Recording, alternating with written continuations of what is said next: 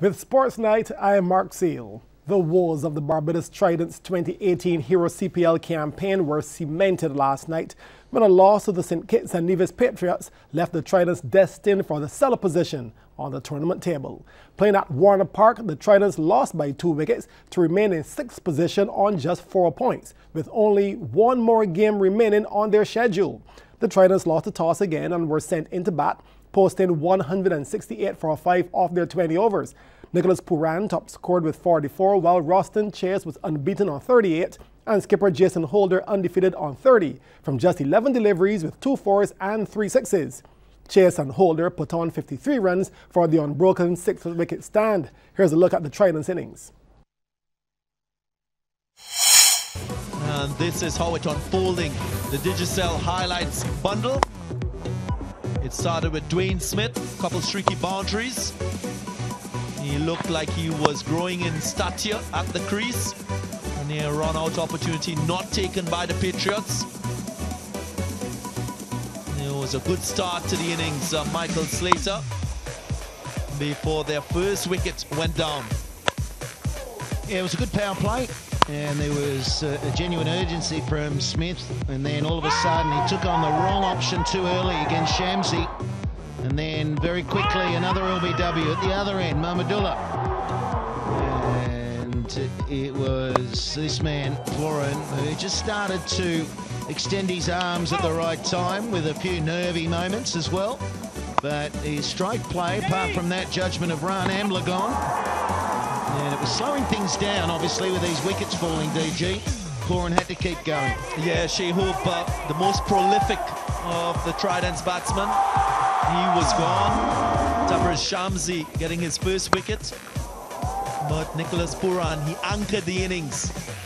Played some lovely shots. This one in particular was nice. Over long off. Had very good support from Roston Chase, who was struggling a bit to time the ball. But then Nicholas Pooran fell. Alzari Joseph, one with a little more bounce, was too close to him, and he departed. A missed opportunity. Joseph not holding on to a return catch. But that allowed him to play his shots. Couple just falling short of the fielders. Jason Holder, we spoke about his striking. He played some audacious shots through the onside and the offside as well. Yeah, but you need the length, don't you? You need the ball in that zone if you're going to play the shots that he was playing so nicely. And it was very destructive, that final 3 to 4 overs, and that's why the run chase is 169. And in reply, the Patriots ended on 169 for 8 of 19.4 overs, with player of the match Fabian Allen top scoring with 64 not out, inclusive of 6 fours and 4 sixes. Mohamed Irfan took 3 for 37, and Imran Khan 2 for 19. And this is the Digicel highlights bundle. As Gale was able to start to smack them early, Dan. And Evan Lewis was trying to contribute at the other end, and it looked like they were really going to put on a strong opening stand. That was a let-off. Oh, that was a beauty. Yeah, he got that, didn't he? Right out of the screws. And then that shorter length from Mohamed Irfan, accounting for both openers like that in the end. But this is Lewis, and then Van der Dusen. See you, buddy. That's a mess of all the poles. And what about the celebration? There he was blowing the gasket. But Wahab Riaz flayed off the back foot, and then the wicket again, that length and that angle round. Good change up and hurries up the batsman. Just a different angle to try and pull. But Devsich was out there, he hits a boundary. That was to basically open his account, and then he just went the wrong option. On a better day, it is his option, but it was a run out that at that point I thought, wow, this run chase is going to falter, because there were just silly things happening and miscommunication. But nothing wrong between the ears of Allen and the way he went about things. Yeah, it really was. Very mature innings, and he can find the fence and over it. And that was the exciting thing. And then Ben Cutting, with his experience, did this. And we thought for a moment, uh-oh, what is going on. The lack of responsibility there from cutting to get out when Fabian Allen was at the other end. That was a good shot from Joseph, and then he gets out 2 balls later. So Wahab Riaz was tapped up, and with that no ball. And then this is the final over, and that was the first ball. Young Drakes, 50 comes up, and then the next ball goes for Hero Maximum. Third goes for a boundary, almost the game right there.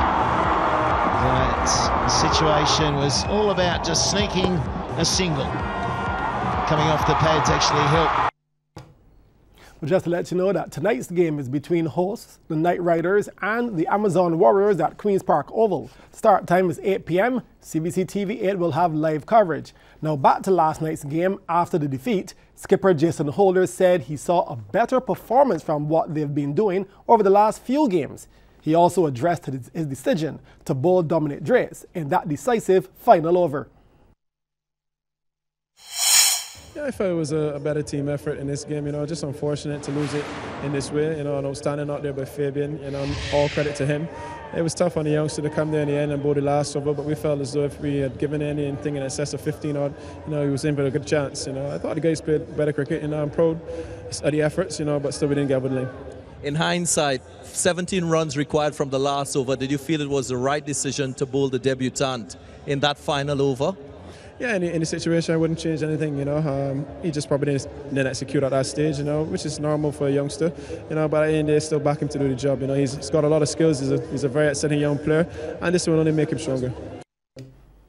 Veteran Barbadian sports administrator Steve Stout has received another honor, this time from Pan Am Sports. Stout and Michael Fennell of Jamaica were honored at the 56th Pan Am Sports General Assembly today in Lima, Peru.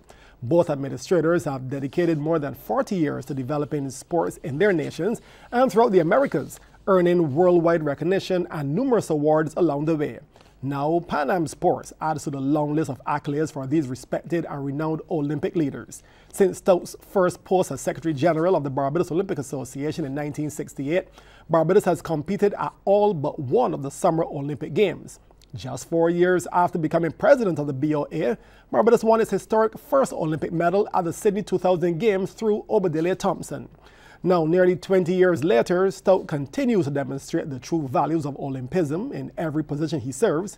He founded the Caribbean Association of National Olympic Committees, and he's now the president of the Central American and Caribbean Sports Organization, recently overseeing the successful Barranquilla 2018 Games in Colombia. Stout's service to sports has been recognized across the globe, earning the Silver Crown of Merit from the Barbados government, as well as the International Olympic Committee's Olympic Order of Merit. Top Barbadian surfer Chelsea Tuak is in line for bigger paydays. The World Surf League has decided to give equal prize money to male and female competitors. The changes will start from next year onwards. The WSL becomes the first US-based global sports league to achieve prize money equality. The chief executive, Sophie Goldschmidt, who was formerly the chief commercial and marketing director with the Rugby Football Union, said she wants the sport to lead the way in pushing for equality. Earlier this year, the WSL was criticized over the disparity in prize money between the male and female winners of a junior surfing tournament in South Africa. Now, last year, a study found that 35 out of 55 sports whose governing bodies responded paid equal amounts to men and women. Surfing, which is one of the world's fastest growing sports, will be part of the Olympic program for the first time in Tokyo in 2020. That's Sports Night. Remember, CPL cricket, the Knight Riders versus the Amazon Warriors, is at 8 p.m. Next, though, is the business report.